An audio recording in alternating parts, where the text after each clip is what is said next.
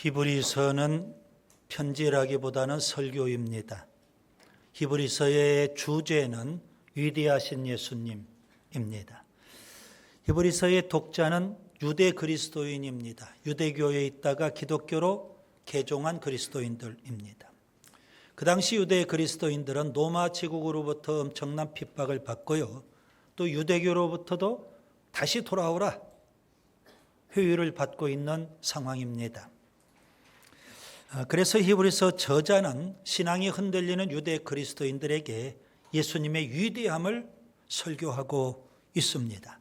특별히 예수님의 위대함을 설명할 때 유대교와 관련된 네 가지를 가지고 비교하면서 설명을 합니다.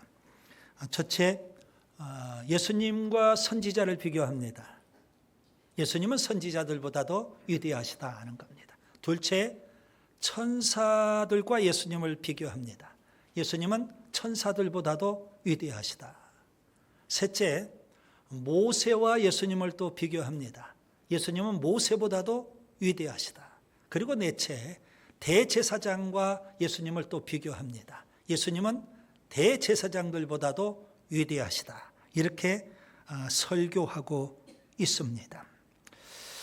이렇게 유대교와 관련된 네 가지를 비교하면서 예수님의 위대함을 설명하는데요.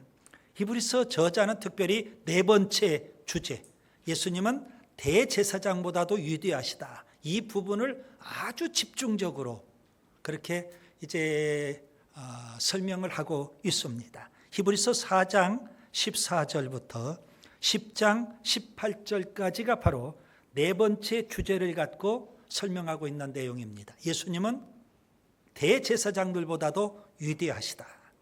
그 대표적인 성경 구절이 히브리서 4장 14절입니다. 그러므로 우리에게 큰 대제사장이 계시니 승천하신 이 곧 하나님의 아들 예수시라. 큰 대제사장 이렇게 표현했습니다. 비교급입니다. 구약의 대제사장들보다도 더 크신 분, 더 위대하신 분 예수 그리스도 이렇게 선언하고 있습니다. 히브리서 저자는 이 네 번째 주제를 좀 더 자세하게 설명하면서 설교하기 위하여 유대교의 제사 제도를 가지고 비교하는 겁니다. 자, 처음에는 예수님과 유대교와 관련된 네 가지, 그리고 좀 더 이제 자세하게 예수님은 대제사장보다도 위대하시다. 이 부분을 설명하기 위해서 예수님과 유대교의 제사 제도를 가지고 비교를 하는 겁니다.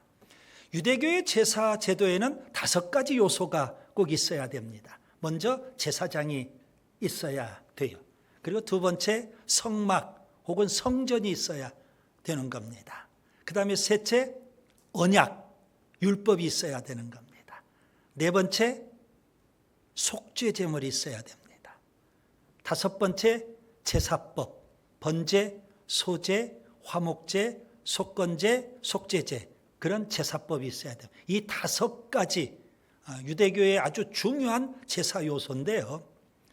그 5가지 유대교의 제사 제도와 예수님을 비교하면서 예수님은 위대하시다 설명을 하고 있다는 사실입니다. 그래서 서론적으로 먼저 그렇게 여러분이 이해를 하시면 좋겠고요. 그 5가지를 간략하게 먼저 말씀을 드립니다.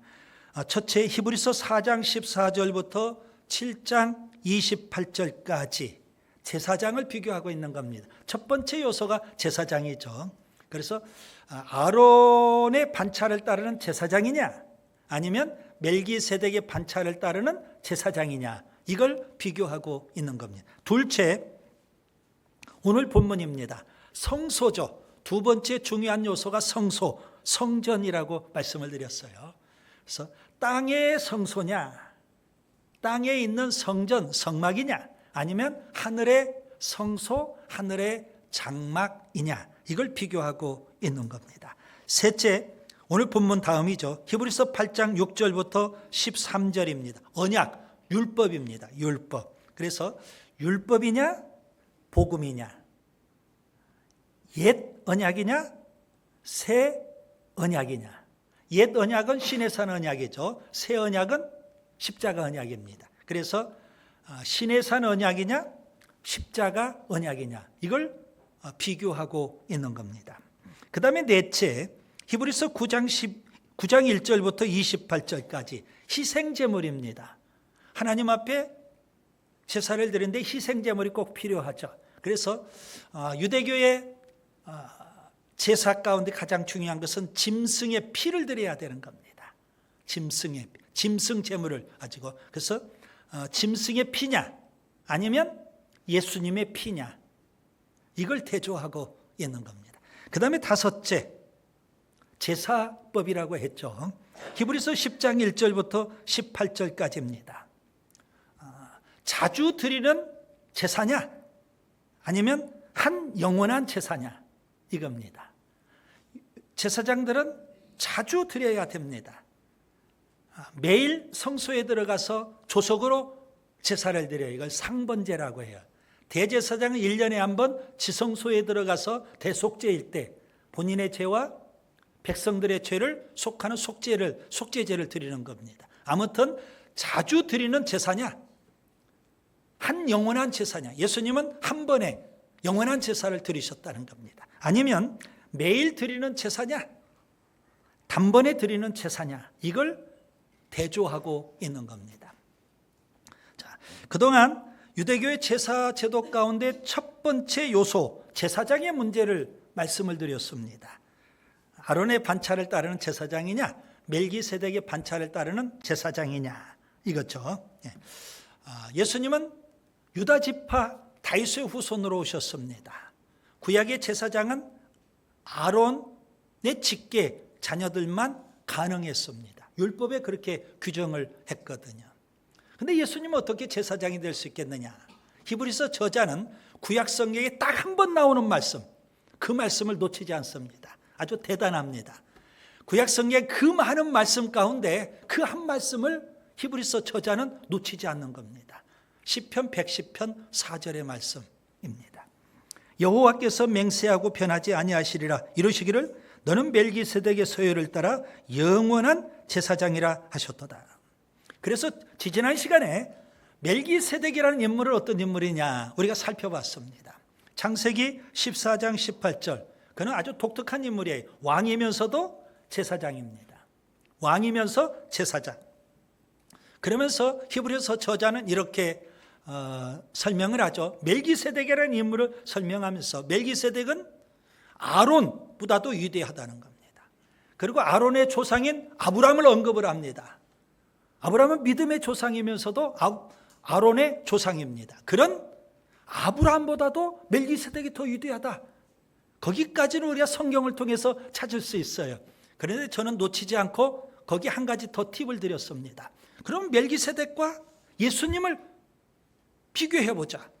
누가 더 위대하겠느냐? 결정적인 차이는 뭐냐? 멜기세덱은 사람이에요. 반면에 예수님은 하나님의 아들이시다. 그러니 예수님은 아론보다도, 대제사장 아론보다도 위대하시고, 아론의 조상이면서 믿음의 조상인 아브라함보다도 위대하시고, 심지어 멜기세덱보다도 더 위대하신 분이다. 이렇게 우리가 결론을 지을 수 있었습니다. 계속해서 이제 또 말씀을 드립니다. 그러면 예수님 멜기세덱의 반차를 따르는 제사장이라고 했는데 예수님께서 어떻게 멜기세덱의 반차를 따르는 제사장이 될 수 있느냐? 지난 시간에 세 가지를 말씀을 드렸습니다. 첫째, 하나님의 맹세로 대제사장이 되셨다 하는 겁니다. 구약의 대제사장은 세습을 통해서입니다.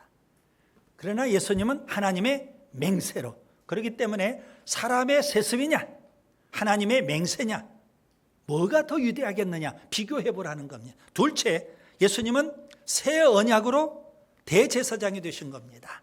옛 언약, 구약의 대제사장들은 율법에 따라서 대제사장이 되는 겁니다. 반면에 예수님은요, 새 언약, 십자가의 언약을 통해서 대제사장이 되시는 겁니다. 자, 그러면 율법이냐 복음이냐, 그리고 옛 언약이냐 새 언약이냐, 시내산 언약이냐 십자가 언약이냐, 뭐가 더 중하겠느냐 이거예요. 금방 우리가 비교하고 예수님이 더 위대하심을 알 수가 있습니다. 그 다음에 셋째, 예수님은 하나님의 아들로 대제사장이 되신 겁니다. 구약의 대제사장, 아무리 영광스럽고 아무리 존귀한 그런 존재라고 할지라도 그는 사람에 불과합니다. 그렇기 때문에 죄가 있고요. 그 죄값으로 그도 역시 죽어요.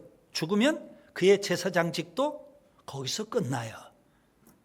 약점이 있다는 겁니다. 반면에 예수님은 하나님의 아들이셔야, 완전하셔야, 죄가 없으셔야.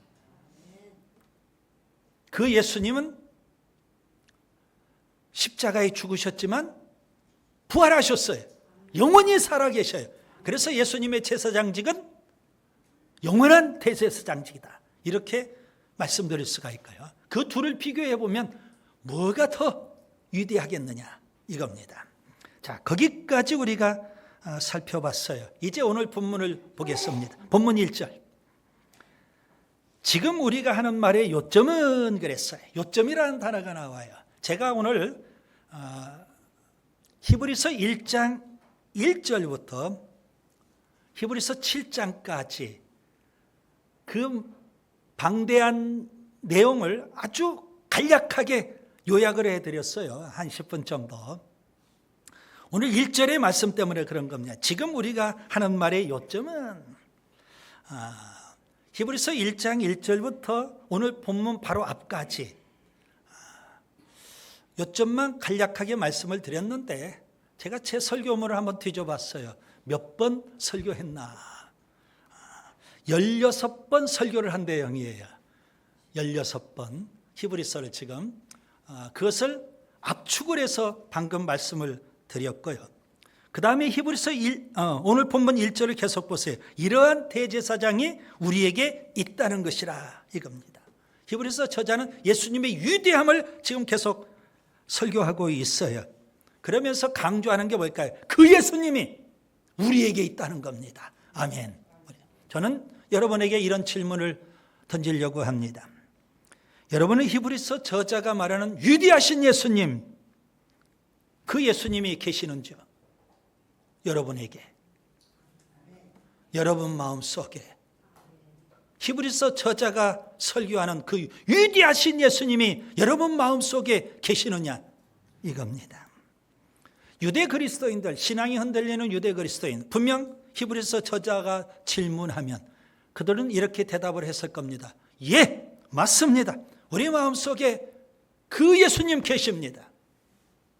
그러면 히브리서 저자는 반문할 겁니다. 그러면 왜 신앙이 흔들립니까? 그러면 왜 유대교로 돌아가려고 합니까? 위대하신 예수님이 우리에게 계시는데, 위대하신 예수님이 우리 마음속에 있는데 왜 돌아가려고 합니까? 그렇게 질문하지 않을까요? 우리가 위대하신 예수님을 믿는다면 왜 신앙이 흔들릴까요? 왜 시험에 들까요? 왜 조그만 문제 앞에 낙심하고 절망할까요? 여러분, 위대하신 예수님을 믿을 수 있기를 바랍니다. 위대하신 예수님이 우리 마음 안에, 마음속에, 우리 공동체 안에 계심을 확신할 수 있기를 바랍니다. 오늘 설교 제목을 보세요. 하늘 장막의 대제사장입니다. 5가지 유대교의 제사제도에서 중요한 요소가 있다 그랬어요. 첫 번째가 제사장이고 두 번째가 성막입니다. 성전, 성막 혹은 장막. 그래서 오늘 이 장막의 문제를 비교하고 있는 겁니다. 결론부터 말씀드리면 땅의 장막이냐 하늘의 장막이냐 이거예요. 예수님은 하늘 장막에서 대제사장이십니다. 오늘 본문을 통해서 저는 이 부분에 대해서 3가지를 말씀드리려고 합니다. 첫째, 예수님은 하나님 보좌 우편에 계십니다. 본문 1절을 보세요. 그는 하늘에서 지극히 크신 이의 보좌 우편에 앉으셨느니라. 여러분, 여기 지극히 크신 이의 보좌, 하늘에 있는 하나님의 보좌를 가리키는 겁니다. 지금 우리 육신의 눈으로는 보이지 않지만 그날에 예수님이 오시고 우리가 천국에 입성하면 영적으로 하나님의 보좌를 우리가 볼 수 있게 될 겁니다. 하늘에 계신 하나님, 여러분 하나님은 하늘에 계시고요, 지극히 크고 위대하신 분이에요. 그리고 그분은 하나님 보좌에 앉아 계십니다.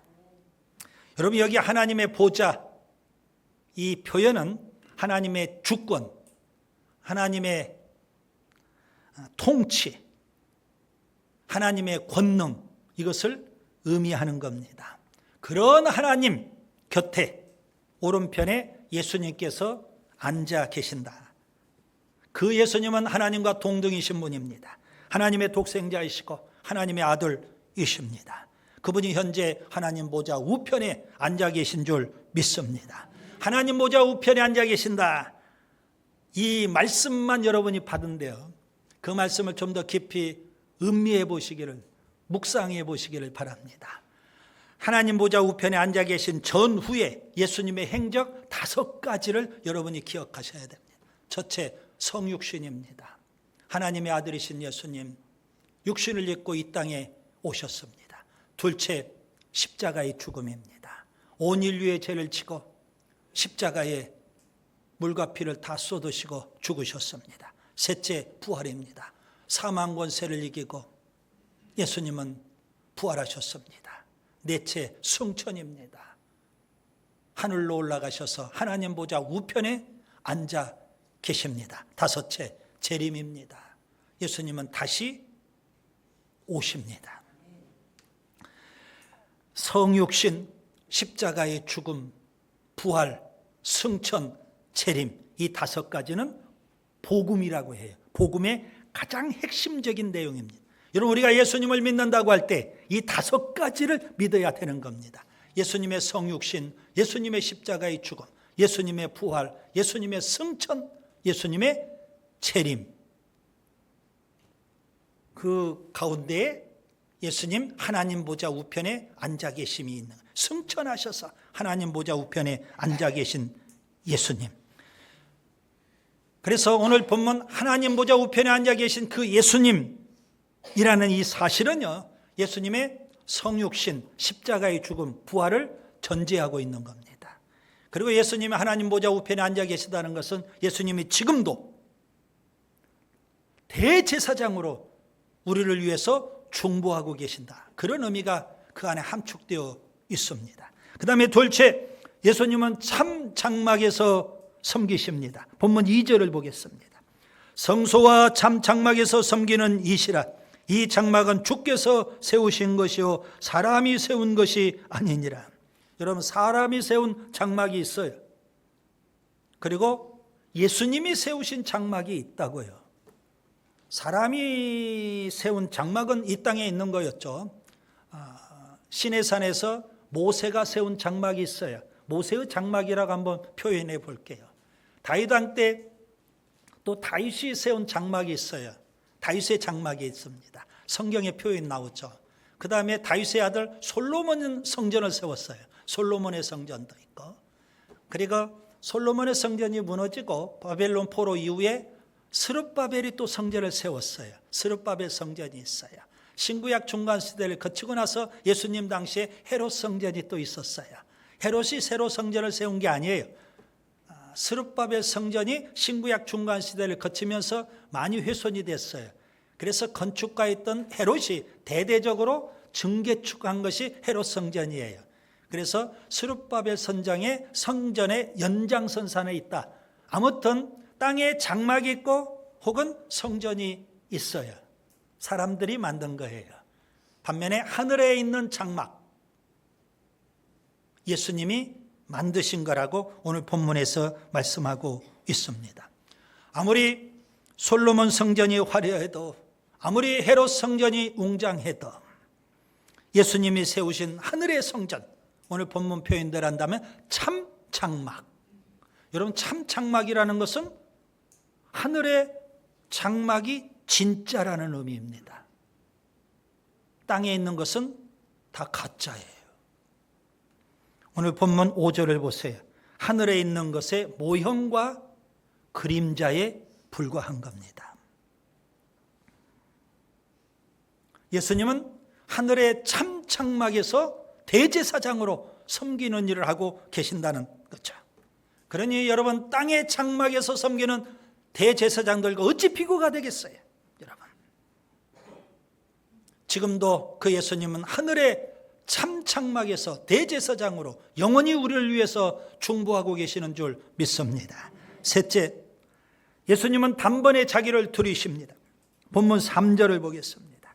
대제사장마다 예물과 제사드림을 위하여 세운 자니 그러므로 그도 무엇인가 드릴 것이 있어야 할지니라.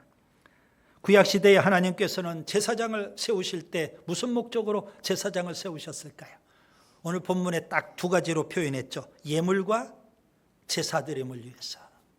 예물과 제사를 위해서 제사장을 세웠다는 거예요. 거룩하신 하나님 앞에 아무나 나아가서 예물을 드릴 수도 없고요, 제사를 드릴 수도 없어요. 왜 그렇습니까? 죄인이기 때문에 그래요. 그래서 하나님은 제사장을 중보자로 세우신 겁니다.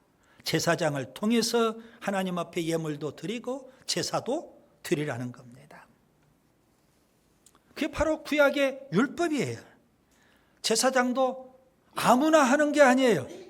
내가 자원한다고, 내가 헌신한다고, 내가 맹세한다고 제사장이 될 수 있는 것도 아니에요. 하나님이 택하신 사람 아론, 그의 후손만 제사장의 역할을 감당할 수 있었던 거예요. 그 제사장 아론도 역시 죄인이에요. 그래서 본인의 죄와 백성의 죄를 지고 지성소에 1년에 한 번씩 대속죄일 때 들어가서 속죄제를 드려야만 됐어요. 그 속죄 제물을 드리고 그런 다음에 죄사함을 받은 은혜가 있잖아요. 그래서 감사함으로 소제를 드리는 거예요. 소제만 드립니까? 하나님 앞에 헌신해야죠. 번제를 드리는 거예요. 하나님과 교제를 나누어야죠. 화목제를 드려요. 또 사람들의 내가 지은 죄에 대해서 배상하고 보상도 해야 되죠. 속건제도 드리는 거예요. 그래서 5가지 제사법이 있어요. 번제, 소제, 화목제, 속죄제, 속건제. 이거 다 제사장을 통해서 하도록 했어요. 그게 바로 구약의 제사입니다. 여러분, 본문 4절을 보세요. 그렇다면 하늘의 참 장막에 계신 예수님, 그분은 하나님 앞에 뭘 들으셨을까요? 이게 궁금하잖아요. 아주 중요한 내용이에요. 히브리서 7장 27절을 보세요. 이는 그가 단번에 자기를 드려 이루셨느니라. 자기를 드려 이루셨느니라. 구약의 대제사장은요, 날마다 짐승, 그걸 제물로 하나님 앞에 드려야만 됐어요. 죄인이니까, 죄를 속하기 위해서. 그러나 예수님은 하나님의 아들이시고 온 인류의 죄를 지시고 대신 십자가에서 단번에 속죄 제물이 되신 거예요. 그리고 지금은요, 하나님 보좌 우편에서 대제사장으로 우리를 위해서 중보 사역을 하고 계시는 줄 믿습니다. 저는 오늘 3가지를 말씀을 드렸어요. 특별히 땅의 장막이냐 하늘의 장막이냐. 땅의 장막에는 대제사장이 있어야 굳이 예수님이 대제사장 되실 필요가 없다는 거죠. 하늘의 장막에서 예수님은 대제사장이셔요. 땅의 장막에서요, 제사장들은 짐승을 제물로 하나님 앞에 드려야 됐어요. 그런데 예수님은 십자가에 당신 자신을 제물로 하나님 앞에 단번에 드리셨고요. 하늘 성소에서 지금도 영원히 제사장으로 중보 사역을 하시는 줄 믿습니다. 지상 장막은 사라졌어요. AD 70년 노마의 티도 장군에 의해서 예루살렘 성이 함락하고 성전이 무너졌어요. 왜 그랬을까요? 이제 필요 없다는 겁니다. 하늘 장막이 있으니까. 그래서 지상의 제사장도 필요 없는 거예요. 성전도 필요 없는 거예요. 신약의 예배당을 성전이라고 그래서 표현하지 않습니다. 우리가 관례로 신앙심으로 그냥 성전 이렇게 표현하는데, 구약의 성전은 이미 사라져버렸어요. 하나님이 없애버렸어요. 하늘에 장막이 있거든요. 참 장막. 예수님이 만드신 참 장막이 임했어요. 그렇기 때문에 진짜가 오면, 진짜가 있으면 가짜는 사라져야 돼요. 그래서 유대교의 제사 제도도 다 폐해졌어요. 제사장도 폐하게 됐어요. 제물도 드리지 않게 돼요. 예수님은 지금도 하나님 보좌 우편에서 대제사장으로 우리를 위해서 중보하고 계셔요. 여기까지가 오늘 본문의 내용이에요. 정말 중요한 게 있어요. 마지막 본문 1절 서두. 그 예수님이 어디에 계셔요? 우리 마음속에. 그 예수님이 어디 계셔요? 우리 공동체에. 신앙이 흔들리지 않기를 바랍니다. 기도합니다.